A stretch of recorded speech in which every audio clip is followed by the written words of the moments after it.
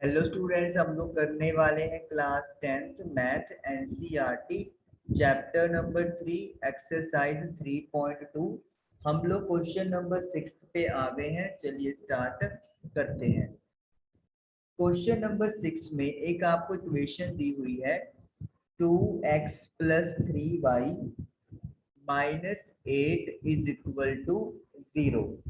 तो आपको एक और लीनियर इक्वेशन लिखनी है टू वेरिएबल्स में सच दैट कि ज्योमेट्रिकल रिप्रेजेंटेशन जो बनेगा इस लाइन का और जो नई लाइन आप लिखने वाले हो वो इंटरसेक्टिंग को रिप्रेजेंट करे। तीनों के तीनों पार्ट हमें करने हैं इंटरसेक्टिंग, पैरेलल और कोइंसिडेंट। तो पहले हम लोग इंटरसेक्टिंग की बात करेंगे।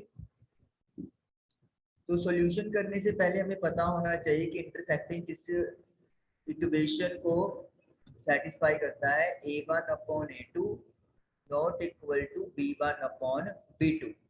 तो जैसे यहाँ पर a1 की वैल्यू 2 है और b1 की वैल्यू 3 है, तो हम लोग जो इक्वेशन बनाने वाले हैं उसमें हमें नंबर इस तरीके से लेने हैं कि जो रेशो है a1/a2 का वो b1/b2 के इक्वल ना आए।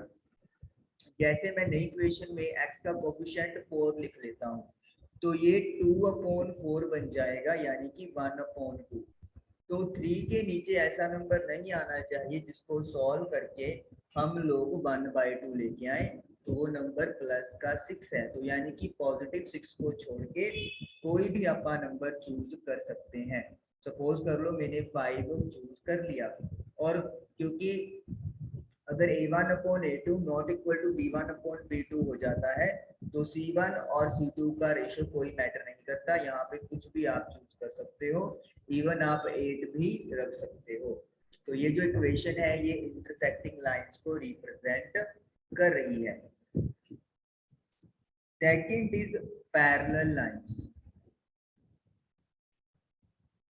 तो सबसे पहले तो पैरेलल लाइंस का हमें कंडीशन लिखना है a1/a2 is equal to b1/b2 not equal to c1/c2। चलिए, तो जैसे a1 की वैल्यू 2 है, b1 की वैल्यू 3 है और c1 की वैल्यू 8 है, तो हमें इस तरीके से रेशो चूज करना है कि a1/a2 और b1/b2 तो इक्वल आ जाए।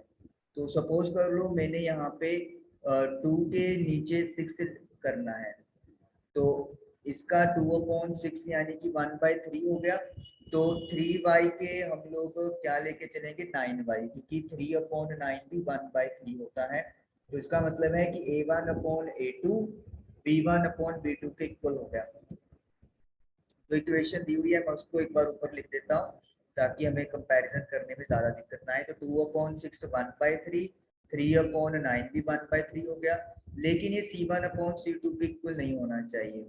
यानी कि -24 को छोड़ के कुछ भी नंबर जो है हम लोग यहाँ पर लिख सकते हैं। इवन पॉजिटिव का भी नंबर अगर आप लिख दोगे तो भी कोई आपका गलत नहीं होगा। तो ये इस कंडीशन पैरेलल वाली को सेटिस्फाई कर रहे हैं, तो इसका मतलब है ये पैरेलल लाइंस की कंडीशन हो गई।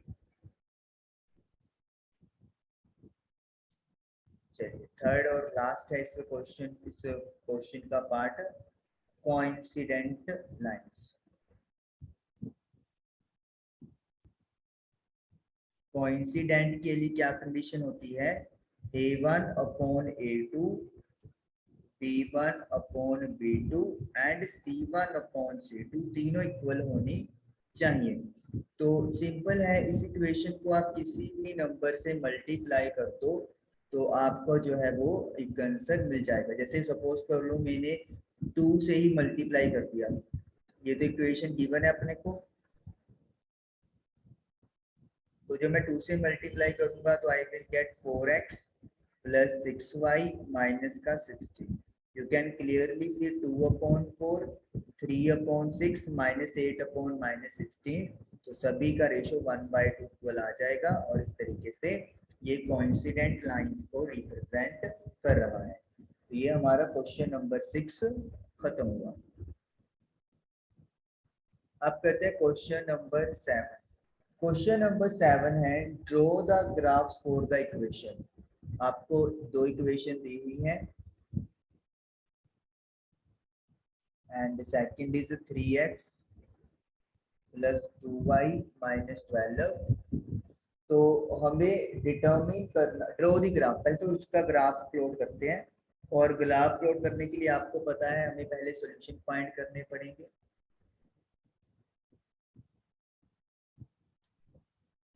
x के लिए 0 पुट कर दो,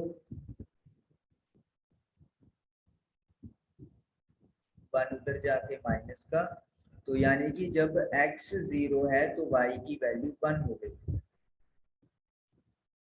फिर x की वैल्यू 1 पुट कर देंगे,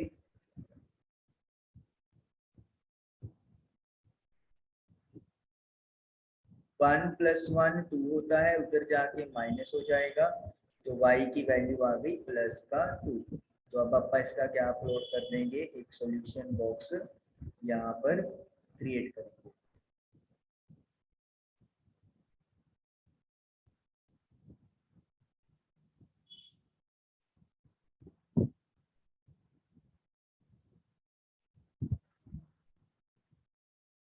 एक्स वाई, तो जब x की वैल्यू 0 है तो y की वैल्यू 1 है, जब x की वैल्यू 1 है तो y की वैल्यू 2 है। तो ये हमारे पास सॉल्यूशन बन गया फर्स्ट इक्वेशन का। चलिए अब सेकंड इक्वेशन की बात कर लेते हैं। 3 इंटू 0 0 होता है, तो 2y minus 12 is equal to 0। 12 positive का हो गया, तो ये आ गया 6। तो यानी कि जब x 0 है तो y 6 हो गया।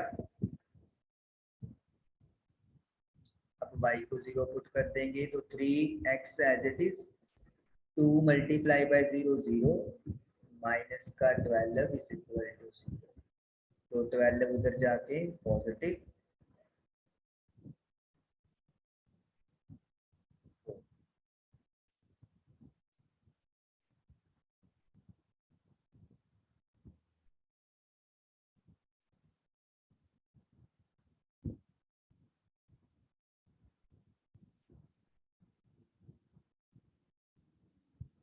एक्स वाई, तो जब x 0 है तो y की वैल्यू 6 आई है, और जब y 0 है तो x की वैल्यू 4 आई है। तो ये हमारे पास सॉल्यूशन सेट आ गया सेकंड इक्वेशन का भी।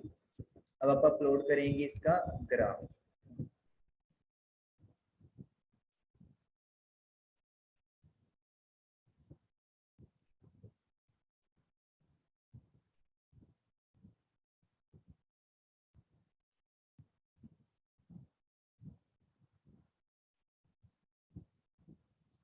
y एक्सिस x एक्सिस, ये हो गया, दिस इज ओरिजिन। तो x की वैल्यू हमें 4 तक चाहिए, तो 0 1 2 3 एंड 4। और y की वैल्यू आपको 6 चाहिए, तो 1 2 3 4 5 6। नेगेटिव में हमें कोई रिक्वायरमेंट है नहीं है, तो हम लोग एक दो नंबर ले सकते हैं। तो फर्स्ट में जब x 0 है तो y 1 है, तो मतलब ये हो गया ये वाला पॉइंट। पॉइंट ए सपोज कर लो 0,1। जब x की वैल्यू 1 है तो y की वैल्यू 2 है, तो x1 y2, तो यानी कि यहाँ पे आ जाएगा 1,2। पहले x की वैल्यू लिखते हैं फिर y की वैल्यू लिखते हैं, और ये दोनों पॉइंट्स को हमने क्या कर दिया, ज्वाइन कर दिया।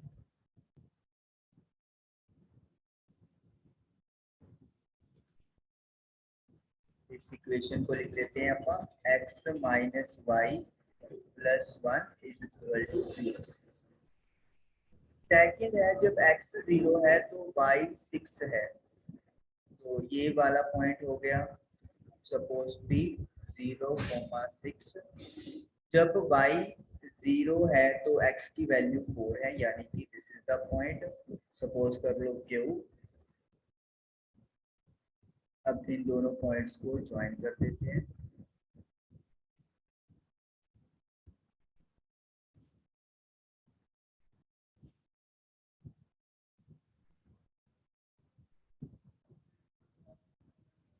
X plus 2y minus 12 is equal to 0। तो ये तो हमारा ग्राफ ड्रॉ हो गया जो हमने बोला है। आगे पूछा है determine the coordinates of the vertices of the triangle formed by these lines and x-axis। तो अब कहते हैं ट्रायंगल बन रही है, ट्रायंगल तो बहुत सारी बन रही है लेकिन कौन सी चेक करनी है, इन लाइंस के बीच में और एक्स एक्सिस के साथ।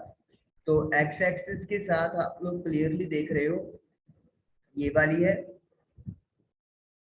ये एक्स एक्सिस वाली लाइन है और ये लाइंस, मतलब एक्स एक्सिस और इन लाइंस के बीच में जो ट्रायंगल बन रही है उसे। तो इसको हमने वर्टिसेस लिखने हैं।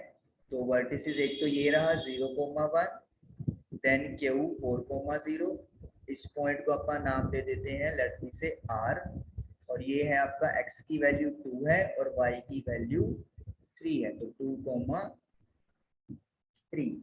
ग्राफ पे आपका बिल्कुल करेक्ट बनेगा, प्रॉपरली सही है, आप यहाँ पे मतलब देख सकते हो। और फिर उन्होंने बोला है कि इस पार्ट को शेड कर दो, तो शेड कर देंगे हम लोग इसको लाइक दिस। तो ये जो है वो ट्रायंगल थी जो आप लोगों को शेड करनी थी। अगर देखिए एक्स एक्सिस की जगह पर वाई एक्सिस की बात हो जाती between this line and y axis, तो फिर ये वाला ट्रायंगल बनता है, ये वाला। पर हमें उन्होंने एक्स एक्सिस के साथ पूछा था तो ये ट्रायंगल बन गया। तो ट्रायंगल कौन सा हो गया अपने पास, ए क्यू, ए के वर्टिसेस, क्यू के वर्टिसेस एंड आर के वर्टिसेस। तो क्वेश्चन नंबर 7 आपका कंप्लीट हुआ। एक्सरसाइज 3.2 हमारी डन हुई। आई होप आपको समझ में आई होगी। Thank you for watching the video.